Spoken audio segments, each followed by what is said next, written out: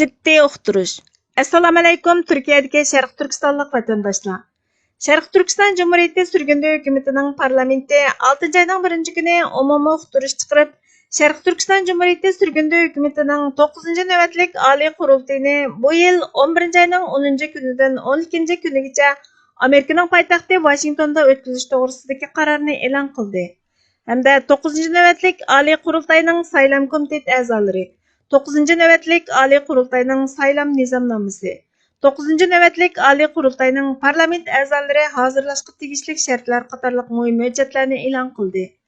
Umumiy uqtirishda har qaysi davlatlarda yashayotgan barliq Sharq Turkistonlik vatandoshlardan saylam komitetining nazoratchiligida 7 ayning 15 kunidan burun yerlik saylam o'tkazib 9 navbatlik oliy qurultayning parlament a'zosi kandidatlarini, ya'ni millat vakili nomzodlarini saylab chiqish talab qilindi.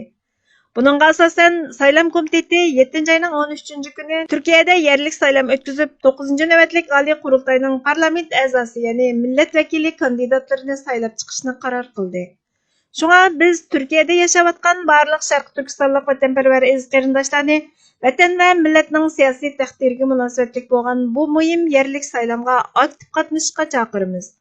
Hozirdan boshlab vatanning mustaqilligi uchun Xitoy va Xitoy g'olchilariga qarshi jon tikib kurash qilishni xohlaydigan har qanday Sharq Turkiston vatandoshi o'zini 9 navbatlik oliy qurultayning parlament a'zosi kandidatligiga ko'rsatsa yoki boshqalar tomonidan ko'rsatilsa bo'ladi.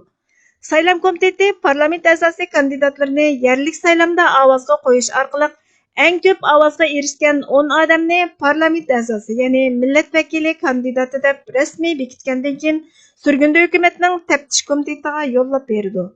9 navbatlik oliy qurultayning parlament a'zolari hozirlashga tegishli shartlar bu adresda bo'lib, parlament kandidatlik iltimosi va orqa ko'rinishini aniqlash dalilini uqtirish bilan teng tarqatdik. Parlament a'zosi kandidatligini iltimos qiluvchilar birdek bu jadvalni astoydil to'shqizib, saylam komitetining ilxat adresiga yollab berishi kerak.